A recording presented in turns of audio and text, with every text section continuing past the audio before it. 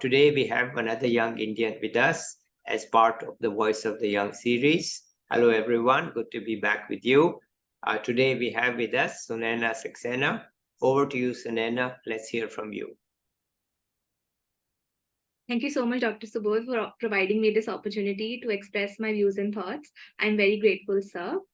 So, my very warm greetings to everyone watching this. I am Sunaina Saxena, currently a student at TERI School of Advanced Studies, pursuing my master's in economics with a specialization in environment and resource economics. I have done my bachelor's in economics from Kalindi College, Delhi University, and in my plus two, I had commerce with mathematics as my stream.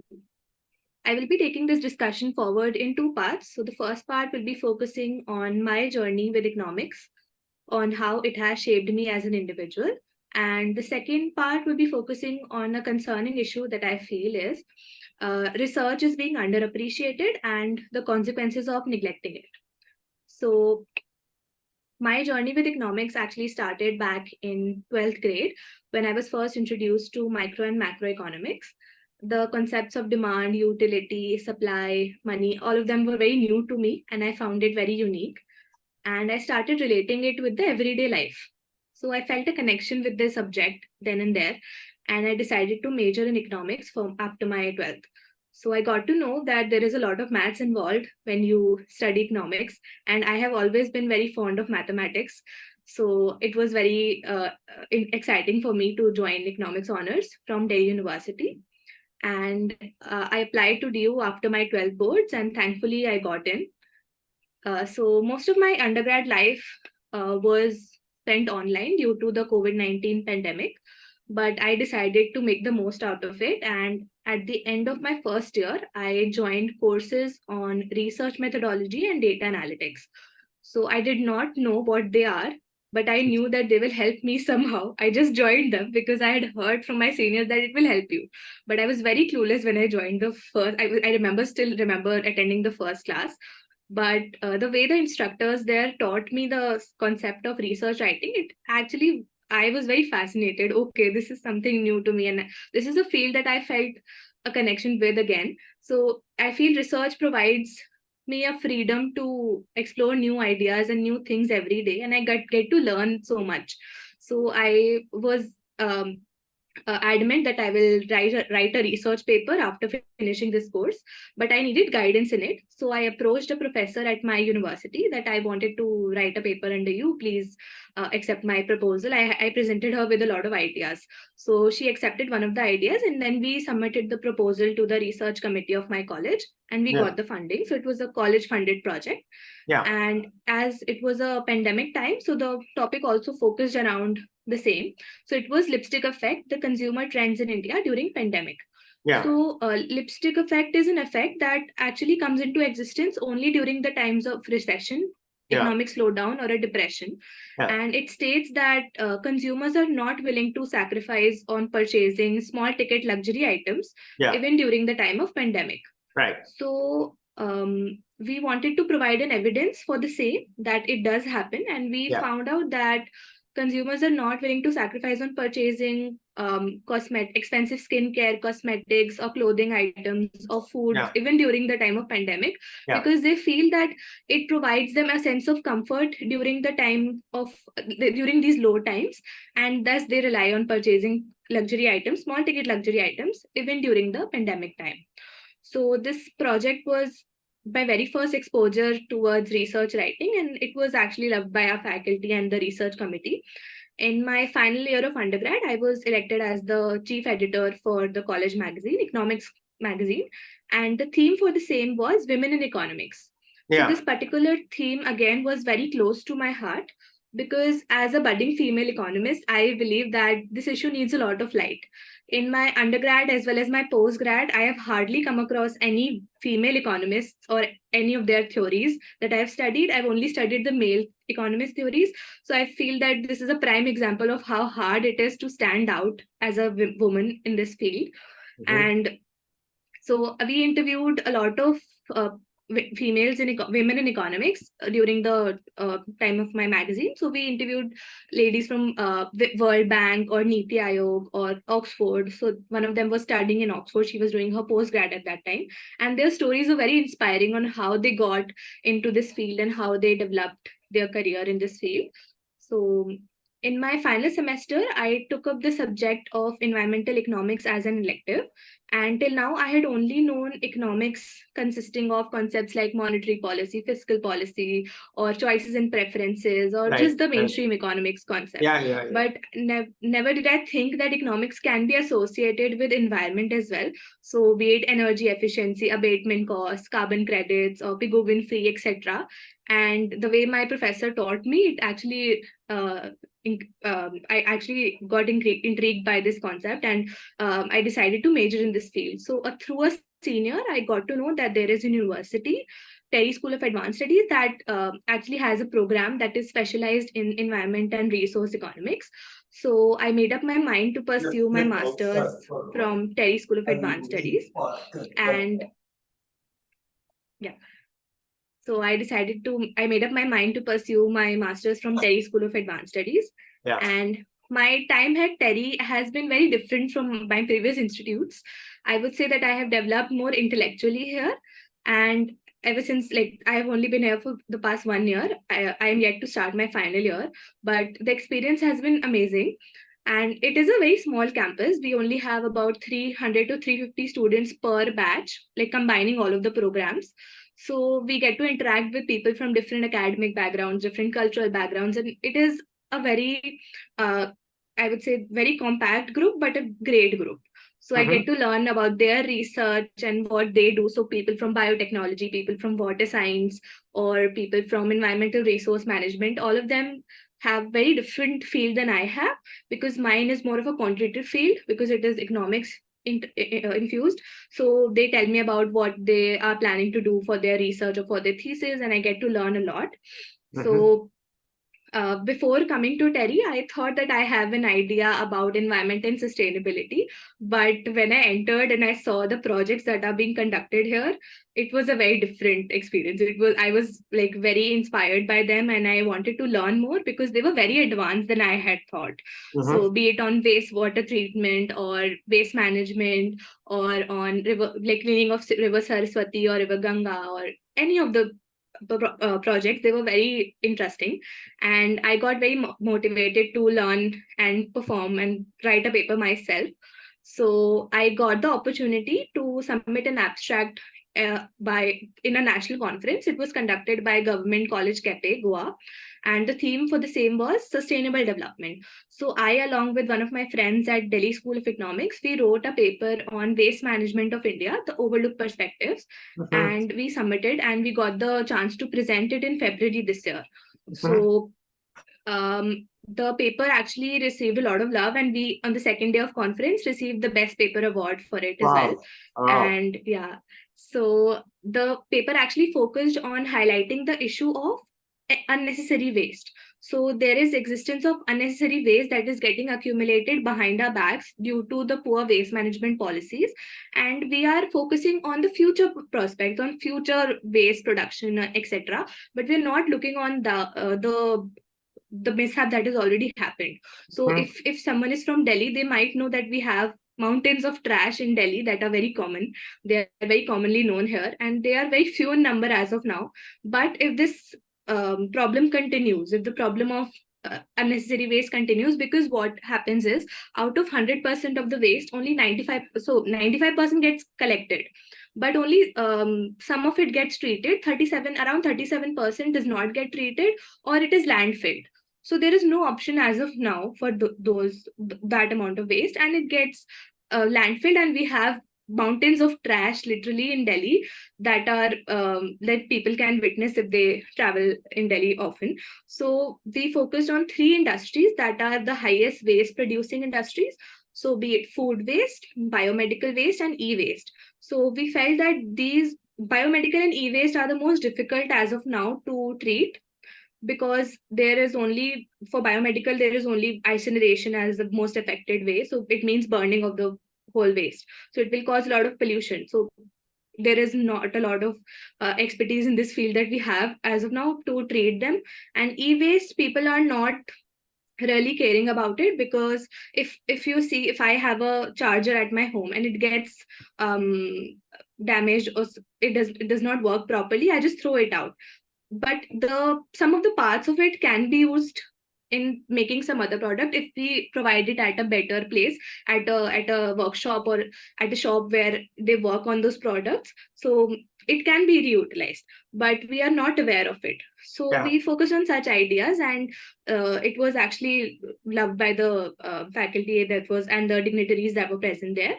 So it was my very first time in Goa, and I was actually inspired because they have very better, a lot of their waste management is, I think, one of the best, because I live in Delhi, and when I compare Delhi with Goa, it was commendable. They have a lot of things that they're doing for the environment. So my first time at Goa, it was very amazing because I learned a lot there. So that was my very first milestone of research journey as well. And I hope to learn more of it in the future, and I hope to perform much better in the future. So that was for my journey and how economics actually helped me in as an individual. Because if I tell it about now, like, I am nothing without economics as a subject, because all of my careers and all of my knowledge that I have is based around this subject. Okay. So for the second part of my discussion, Okay, I would like. hang on. Don't Yes, run sir. so Sorry. fast. Okay. Okay. We need to slow down Yes, sir. and we need to really understand what has happened. You Yes. understood that environmental economics is about the real world, right? Yes. It's about the real world. It's not some textbook theory alone. There is a textbook theory, but it's Yes, about the there is. real world. And it's not just about the real world, it's about real problems that India is facing. True. And that there are Very too true. many people who aren't really aware of these problems, who don't think about it. The policy makers, of course, um, with that, of course, you've gone to TERI, which is the leading institution around the world in this kind of thinking and training and analysis. But it was, the interesting thing is that it's just one semester and one teacher that hit the spark. So it actually brings out the importance of having an option, and it brings out very clearly the role of a good teacher. Yes. Who can actually explain the things to the students, not just so that they mug up for the exam and write it, but actually can move their minds. It's amazing how teachers can actually move the minds of even college students and say, hey, why are you doing international trade? Do this. And they don't say it, but they make it happen because of the way they teach. And it's quite a testimony to the professors of your college that they actually make the ability, they have the ability to broaden your thinking, to inspire you, and to make you do things. So I think it's worth something to stop and thank them. But listen, you made, I'm very, you my said teacher, like, you said economics is what I am, but who made you that? That's who, your professor in environmental economics. My teacher, Miss Pammi Yadav, actually, I would like to thank her also, because she helped me a lot in my research journey as well. She motivated me to write papers and just hit and trial. Just try it. Just don't be afraid to try. So I remember in our environmental economics class, only 13 or 14 students were there. In a batch of 60, only 13, 14 students took the elective. We were the shortest batch of our college. So, but all of us, like all 13, 14 of us, got to learn a lot about practical life as well, on how the subject actually relates. Because in my undergrad, we learned the very introductory level environmental economics. It was more of the bookish knowledge, but still she tried to incorporate the ideas that were, like, practically very viable. So I would like to really thank her for that, because now in TERI I am able to use those ideas that I learned from her and apply them, and that is why I was able to write the paper in the first place that was loved by the people, I guess. And I would like to thank her too, because she is inspiring such students like you and on a topic Yes, which sir. is very important for the country. And, it's not everybody who can do it, and not everybody who's inspired to do it. And so I want to thank her, because I also used to teach environmental economics. I don't think I Okay. inspired anybody like her. So No, I'm sir, you did. comparing myself and saying, hey, whom did I inspire? No, so you have inspired all of us. You have inspired me also, because being so experienced and taking up this initiative, it is commendable, sir, because not a lot of people like to put in so much efforts, especially with us, the Yeah, youth. yeah, It is that's very difficult okay. to deal Leave with me us. out of the picture. I'm trying to thank your professor, who really Yeah. inspired the students and got them moving on a subject that is actually increasingly relevant for Yeah. India. All the True. flooding this year and the problems on the mountain trails, the Uttarakhand crisis, Yeah. and all these issues are now going to haunt us. That, listen, what are we, and what are we doing to ourselves? What are we Mm. doing? And we are thinking, oh, we'll clean the river Ganga. But that has been going on since 1988. Mm. The first one to say Yes. it was Rajiv Gandhi as the prime minister, Yeah. and he got French help, and we haven't done it. We haven't done Mm. it. And the thing is that this is a key issue that ranks very high in my thinking. And, Yes. when I wrote my first economic goal for 2047, I 2047. have a short video on it. Uh, that economic goal has four parts, and one of them is environmental protection, Mm. Yes. because Very much needed. really it's needed. And I want the young people to be involved in it and to take full actions on it. And because honestly, I think no politician will do the good enough job, but they're only, all of them, I'm not blaming one party, they're all interested in winning the next election. But the environment is not about the next election. It isn't Mm. about the next election. So how can they focus on it? So the young people Mm. like you need to focus on it. So I'm really happy to see you here. Okay, enough of me. Let's move to the second part. Yeah, so for the second part of the discussion, I would like to highlight the issue of research being underappreciated.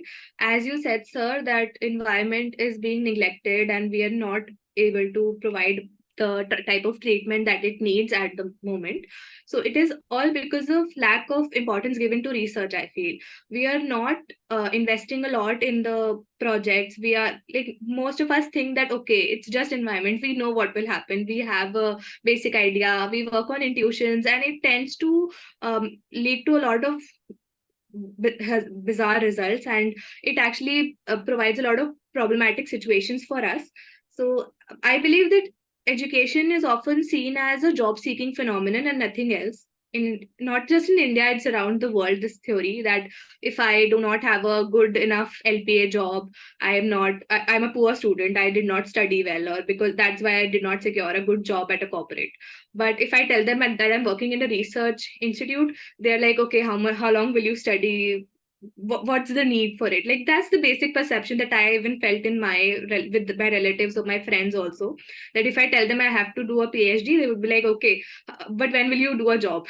So that's the sort of mindset that people have here. Okay, how long will you study? Okay, just that's the issue that we have in India or in the world. But there is no harm in giving importance to the corporates, but I believe that research should not be neglected. Being from a research oriented university, I am aware of the amount of efforts that are put in the projects that we conduct. In TERI, we have wonderful projects, amazing projects, but sometimes all of these efforts go in vain because of the lack of importance. Maybe the other party does not understand the type of results that we portray, and they think that it will not help them. They do not think that the finance that we require for it is worth it, and because of that the projects fall out, and we are facing the consequences as of now. If you see the type of natural calamities that are happening, we have so much potential in India to properly research on these topics and properly work on them, but we are not able to do so.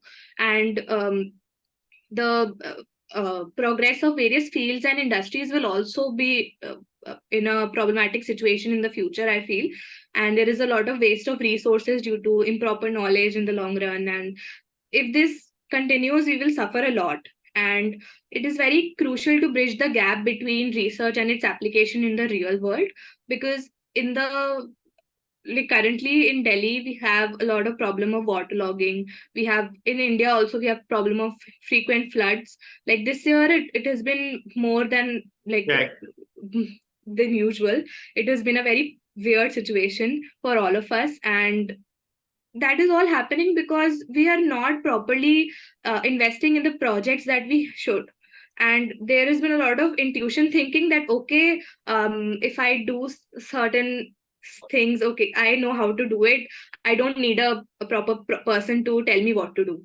I will cut the funding from here. I will not do it. So that is the kind of attitude that is in the people also. And the love towards corporates, it is a little biased, I feel, at times, because as a research student, I feel that we are not uh, very well appreciated. And that I wanted to just voice out here, that in India, there is a lot of need to give importance to research, and it should not be underappreciated. There should be proper research channels, proper projects, that and people should be feel more confident about their research. They should not feel that okay, I'm not good enough because I'm a researcher. I do not earn that well, but you have a lot of knowledge. We have our expertise, we have knowledge, and I feel that only will help us in the long run, and not the monetary benefits that people think that they have. So Yeah, but I think the money will also come, because yes, ultimately the fear of the future is coming. This is yes, uh, for sure. the day when you could not think about it is over. Right? You have to think about it. You have to find a solution, and you can't just find a solution without some research and thinking and analysis. You just can't do it. So I think Yes. that is coming, and you are at the beginning of the trend. The trend is Yeah, not there. hopefully the people like me, or like the youth, will be able to change the thinking and do much better in the coming years. And hopefully we Yeah, are able to do so. yeah, or let me put it in another way. As the post 1991 generation, there you can call the pre 1991 and post 1991 generations. I mean, pre 1991 essentially grew up in this century. Okay. Yeah. Right. So they are 30 years old, Mm. right? 10 years of that, 20 years, 30, 32 years old, or let us say they are 27, 28 years old. As these people come into prominence and power, there's a Yes. much larger section of these people who are aware of these things. The pre 1991 generation is just focused on poverty and Yes. development and all, because that's all that was of any concern whatsoever. I mean, I'll go back to the time of the late 1960s, when India was food short. Today, we are saying that we Yes. have banned rice exports. Rice exports, we used to import rice. Now we are banning rice exports. Running the rice exports. Right. So it Yeah. means, look, what a change, right? We were Yeah. we were a food short nation. Food short country. Yes. Right? Food short, food hungry nation. And the whole thing was how to increase agricultural production. And even if it meant using these chemicals, which we now call as harmful, and it was still called the Green Revolution, though the word green had a different meaning at that time. And under the Green Revolution, we came out of being food short, but we didn't realize that all these chemicals are going to harm us. There was much joy. Okay, now we have enough food. We don't have to rely on handouts and charity and stuff like that. So we were just obsessed with getting rid of food shortages, other shortages, and trying to get on to it. But post-1991 generation doesn't know all that history and doesn't feel that it's relevant. It's not important. They are more into the current issues and the current trend, and they are much more. I mean, I'm not saying it's everybody, I'm not saying it's the average person, but the slice of people who are interested in it is much larger. Yes. Okay, the slice has become bigger, and there's also more money through various ways available. So I'm hopeful, and TERI is very powerful and very well established. And we need a couple more TERIs, but right now we don't have. It's the only one, right? Yes, sir. It's the only one, but it will come. It's coming. So in a way, you can say you are getting into this. I talk to young people; they are all talking carbon offsets. And this is a term that 10 years ago no one knew what's a carbon offset. Yes, true. And certainly no older person knows what's a carbon offset because it's not there. So it's coming, and I'm hopeful that it's coming your way and it's going. Not all of it, no. Most of it, no. But the slice is getting bigger. Yes. That marginal is getting bigger. It's getting a bit more mainstream. And I think you are on your way to doing something which India needs. So I'm very happy to hear this. Thank you, sir. You are doing this work, your research work, your analytical work, and you can also think about how to communicate it to the average person. Right. That's also very important, communication, because that's the only way you will get your message across. And if you present only technical papers, then nobody understands them. True. You have to find a way to bridge the gap between the common people and the researchers. Yeah. Right.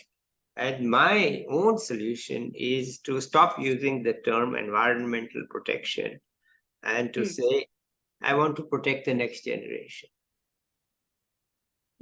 Because what you are doing is you're messing up the environment really for the next generation. Right. And if you want to focus on that, then you get a little bit more traction and approach. Right? So anyway, think about it, see if you can do it that way. But let's end it here. It's been very helpful to listen to you and to hear. Thank you, sir. Thank you for inviting me to express. No, I'm so happy to hear this. And let's say bye here. I'll be back with another young person or an expert soon. Till then, bye. Thank you. Let's say bye. Bye. Okay, so let me find where. Okay, so we end the